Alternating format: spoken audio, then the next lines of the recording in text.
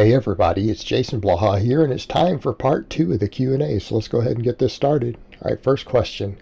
Given your cultural background and that you are a coach, would you speak on Bob Munden, and how would a human even develop superhuman speed like that? He's a genetic freak. So let's talk about Bob. People who don't know who Bob Munden is, he was a quick draw champion.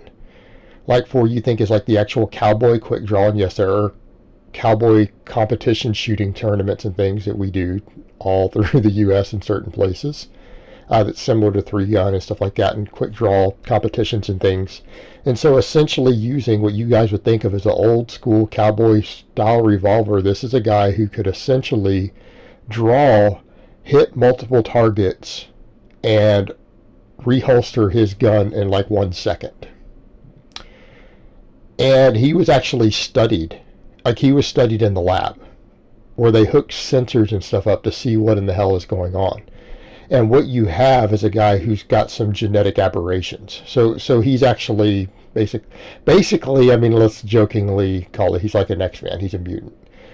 So pretty much he has lightning-like reflexes and the ability to move his hands and have eye-hand coordination that is lightning fast.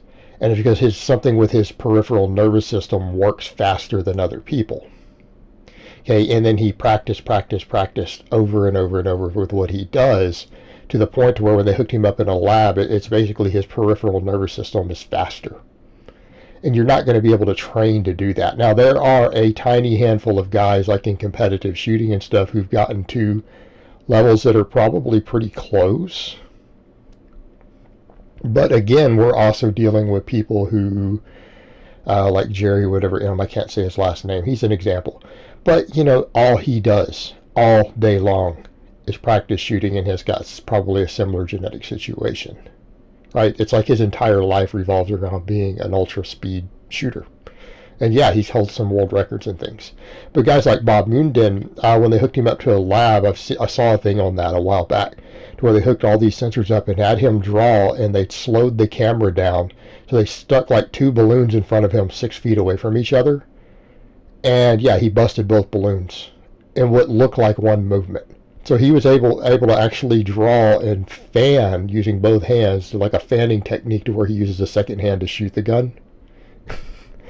And basically popped both balloons and reholster the gun. It was like 1 second for him to draw, fire 2 shots, both hit. Again, he had to hit 2 different targets 6 feet apart, and then reholster it. Okay, that's a genetic freak who used his gift or his different speed, and then practiced drills thousands and thousands and tens of thousands and hundreds of thousands of times to use it to turn it into muscle memory. Okay, but you're not going to be able to do that, right? He basically dedicated his whole life into taking his speed and having that one skill. And it's quite impressive. Like if you've seen it and do the time slow and everything, it's like, even with the time slow, he's super fast. Guy's super fast. And it just is what it is. But that's genetics. You're not going to be able to develop that just from practice. And even the guys who do like that, you have to figure he spent years perfecting that. All right, next question. I enjoy doing slightly more rep work, say in the 5 to 12 rep range. That's not more, that's a standard rep range. Could I base a strength program with this rep range? I don't mind having max effort days to see where I am at. I just enjoy doing a bit more reps and triples and singles, flex on them. Well, I'm not really sure what you're asking, because what is it that I do? You see me do max work, you see me do speed work, and then most of my training is like 10 reps. So again, I know that you're a regular poster. You post in here a lot. Maybe you don't always follow my videos. Well, that's what I do, right? I max out on 2 lifts every week, and then I do a bunch of 10 rep sets. Actually, some stuff as high as 20, right? That's normal for me. That's a normal workout. Same thing with speed work. We come in to do the speed work. The speed work isn't really triples and singles either. Like not in the traditional sense of you would think of. And then I do a bunch of volume work. Or you watched me do the variation with my orc mode where I maxed every day and then did like 20 sets of high reps. Okay. I mean, that's all doable. I would say to someone, though, if your goal is to get as strong as possible and to maximize your results, you don't want to say, hey, I'm only going to this is what I enjoy, is this rep range. Well, you need to use multiple rep ranges, right? We need to do multiple rep ranges, and I promise you, you don't enjoy doing sets of 10 with squats. Nobody enjoys that. So here's what I would say. I see no issue with you doing most of your work in the 5 to 12. I do. I don't even do 5s, really. I mean, if we wanted to be realistic, most of my training is 10 to 12, right? That's fair. In primary work, we do maxes and we do speed work. No reason you can't do something similar if that's what you wanted to do. So it kind of comes over to the thing of what do we call basing a strength program? Well, the strength programs like I run are largely rep-based because we do more supplemental work than we do our main exercises. Right? Our main type exercises are just variations for maxes and then speed. Now, could you come through and run repetition effort instead of speed work? Sure. So it's a viable platform. But you're usually working at 5s to 6s for that.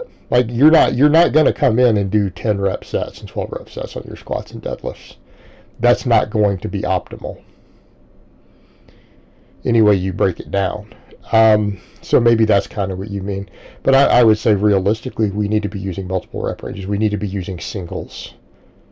We need to be using some of the lower rep stuff, whether it's doing 5s or 6s or doing dynamic work. And we need to be doing 10, 12, 15. We need to use all these rep ranges if we want to maximize our potential anyways. So what's a strength program mean to you? Strength program to me means we're trying to optimize our strength.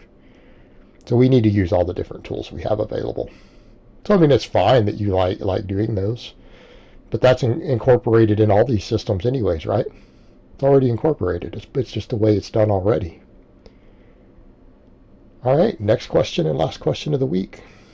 Hi, Jason. I have an issue in my sternum when I do any form of benching, pressing, or dipping. Between sets on bench and press, when I'm retracting my scapula, setting up on the bench, it feels like there's a dull pressure pulling my breastbone apart. It's not overly painful, and I can still press and bench without an issue, which you should.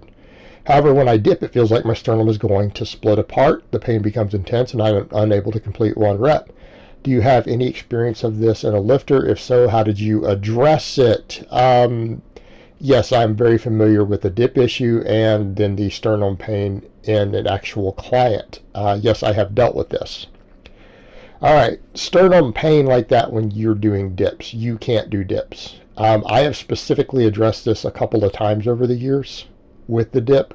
This is one of the problems. There's a minority of people who, the way that they're built, they can't do dips because they can actually fracture their sternum.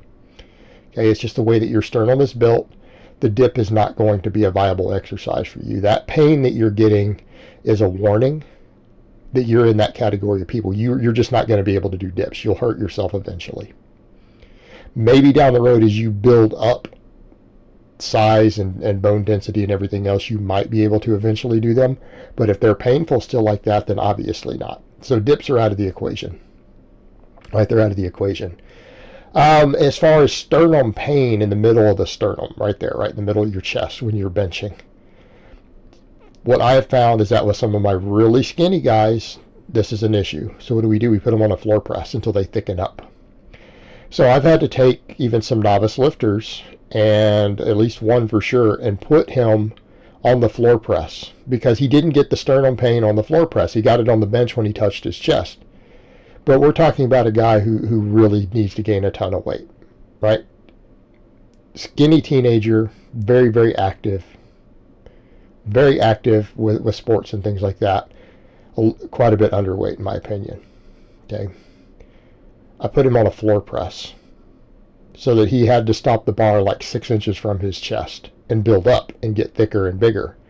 And then when I got him up to, where he could do 135 on the floor press for rep work, right? When he could do 5 with 135 on the floor press, we went back over to the bench. But he had built some meat up. We had built his back. We had built his chest. We had built thickness through his torso and put a little bit of size and strength on him.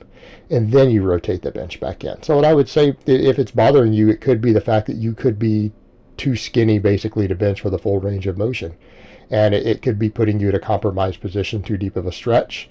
Build your chest up in the musculature and build up all the support musculature around your sternum doing floor presses for a while. Do floor presses, get really strong on them over a course of about 3 months, and then work the bench back in and see how it goes. That would be my advice, and that's what I've had to do in the past.